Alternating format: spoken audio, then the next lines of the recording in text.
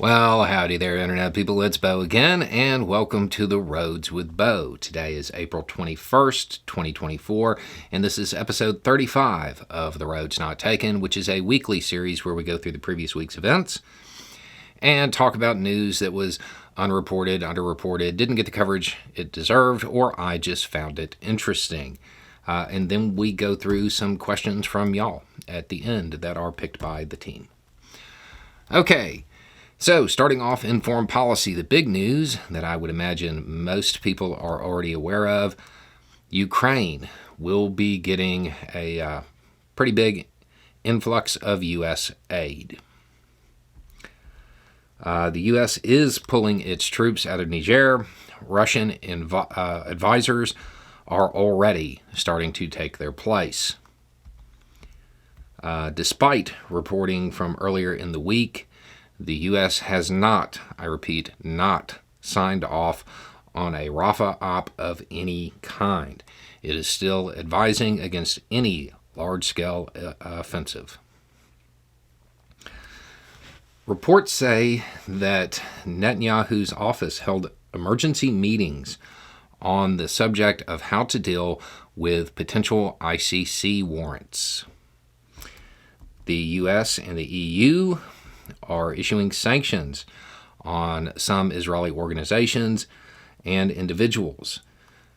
Additionally, reports suggest that the U.S. might be readying sanctions against a specific unit within the IDF. Understand, if that occurs, there will probably be a full video on it over on the other channel, but that's huge. That is a huge deal.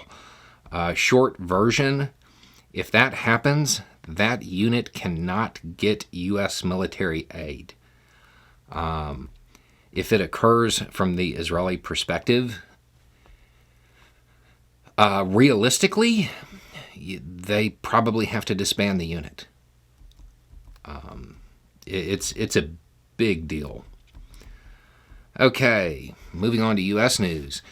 The Republican Party is dealing with massive amounts of infighting that is demonstrating that the party has become less and less cohesive and more a coalition party. It is unusual for conservative parties to become coalition parties in this manner, to break up like this. Because to be conservative, all you have to do is, fight progress, fight change.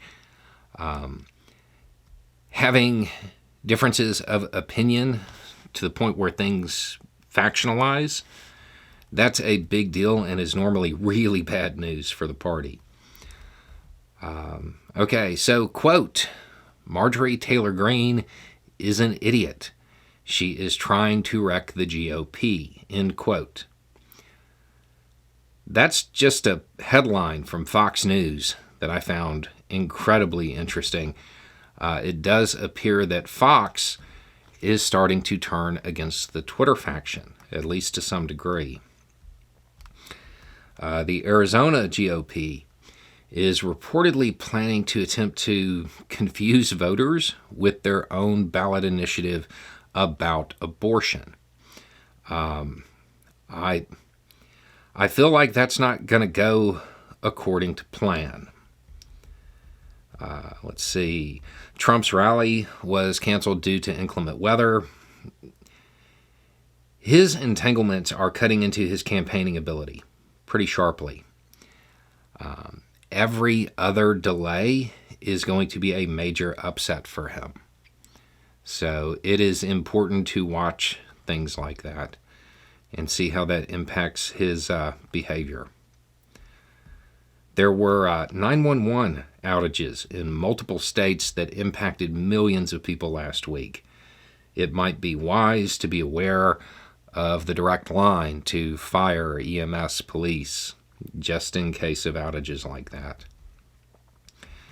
In cultural news, Alan Richson of the show Reacher reportedly got into it with the Fraternal Order of Police on social media.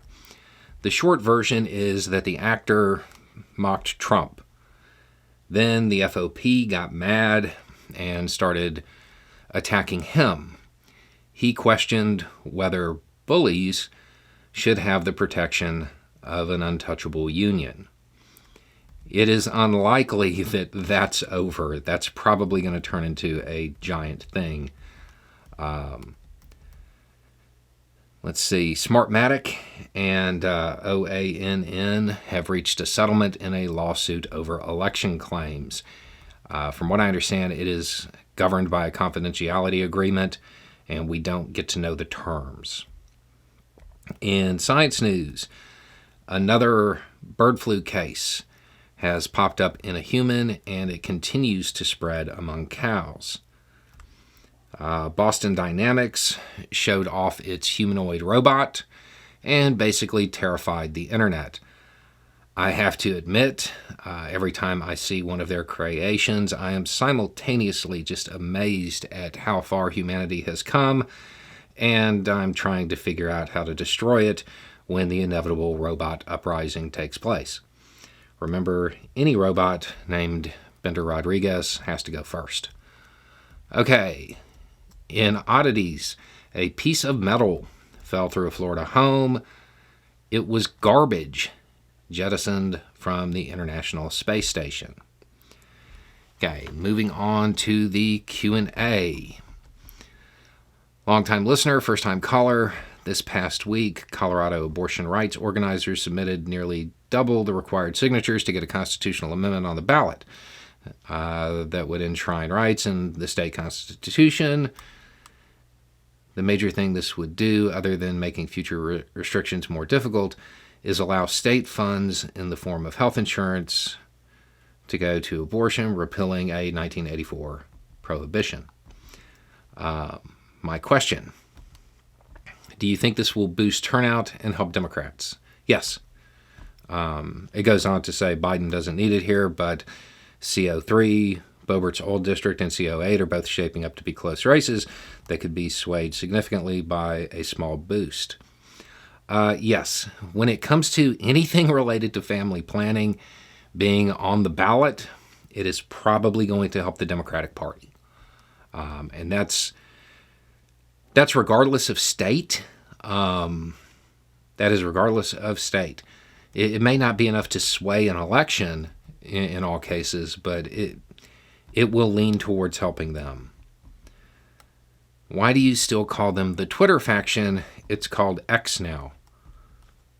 You want me to call them the X faction? That sounds like comic book heroes. No, absolutely not.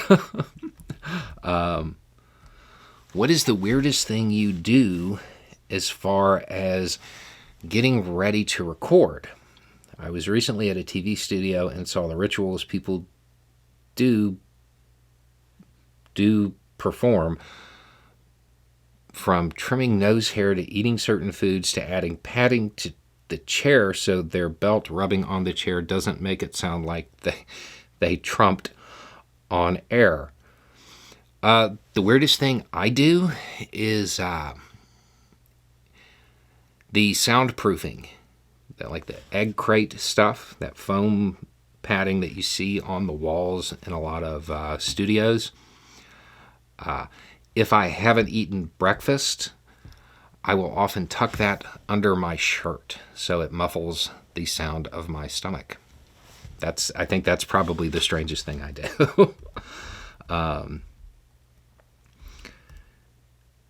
Do you think that the Dems would actually declare him an insurrectionist? Wouldn't letting Trump run on the Republican ticket be a fairly easy win for them? If they did, what would happen? If this happened after Trump was declared the nominee, could they nominate someone else instead? If not, what then? Oh, it would be a mess. And if they can, who do you think they would nominate? Nikki. Yes. I mean, if they were smart, that's what they would do. I don't know that they would do that. Do I think the Democratic Party would actually do this? Maybe. Because in some ways, the base is about Trump. Without Trump on the ticket, a lot of them won't show. So they might. I don't know. I don't have an answer to that. Oh, that's a long one. Okay. Can we please stop talking about Speaker Johnson like he has a significant amount of McConnell's political capabilities? It's an insult to McConnell's vileness. Passing the foreign aid packages through the House as separate bills is not a big accomplishment if McConnell blocks one or more. Even if there are more GOP resignations in the House, about 5 would need to occur. And if those all happen, giving us Speaker Jeffries, there is 0% chance that Congress passes a bill to get Trump off the ballots. Again, McConnell will stop that. We know this because he already had his chance to get Trump off the ballot, and he did not do it in February of 2021. Thanks. I look forward to a video telling me why I'm wrong. Okay, so there's a lot in this one. He's not McConnell. Not yet. He's McConnell in the making. Passing foreign aid packages through the House as separate bills is not a big accomplishment. Don't assign motive. You're assigning intent. And I don't want to get too far into that because on the main channel, we used to do arcs where multiple videos were connected by a theme. I'm trying to bring that back, and this arc about not assigning intent or motive has already started. Nobody knows why Marcellus threw Tony out of that window, except for Marcellus and Tony. I will say that Johnson's goal was not the aid packages. That was the tool to cement himself in the Republican Party. I don't think that he suddenly really cared about that. That was a mechanism he used to do something else. Don't assign intent. The big accomplishment was once again rendering the Twitter faction rendering them more irrelevant, making Biden accept a standalone package on Israel, and maybe, it depends, we don't know this part yet, but maybe positioning himself as the de facto leader of the Republican Party now that McConnell is fading, and maybe Trump's star is also declining. Don't think it was actually about the aid. It was about internal politics, and I definitely think that he did a really good job. Now, even if there are more GOP resignations in the House, about 5 would need to occur. There is 0% chance that Congress passes a bill to get Trump off the ballot. Again, McConnell would stop that. I don't know that to be true.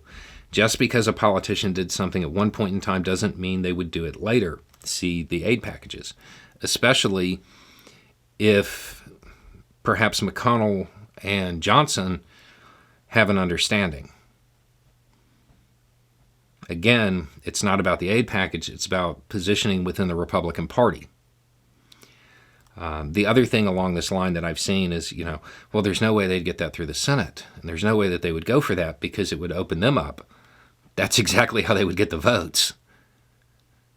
If we use the 14th Amendment on, the president, there's no reason to do it to people in the Senate, especially if we have their vote.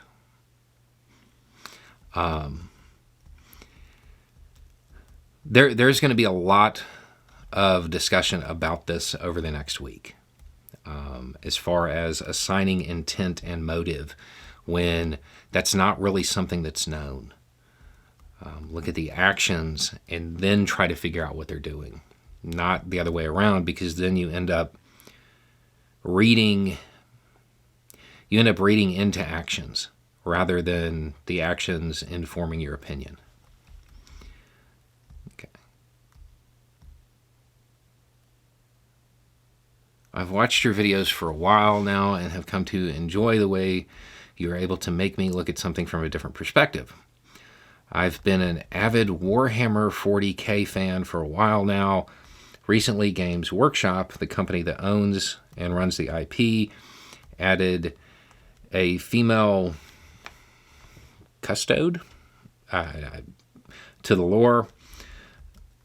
As far as retcons go, this should have been a huge nothing burger, as it fundamentally doesn't change anything. Everyone in my local game store doesn't seem to be bothered by it at all, and most, if not all of them, have been engaging in the setting longer than I have.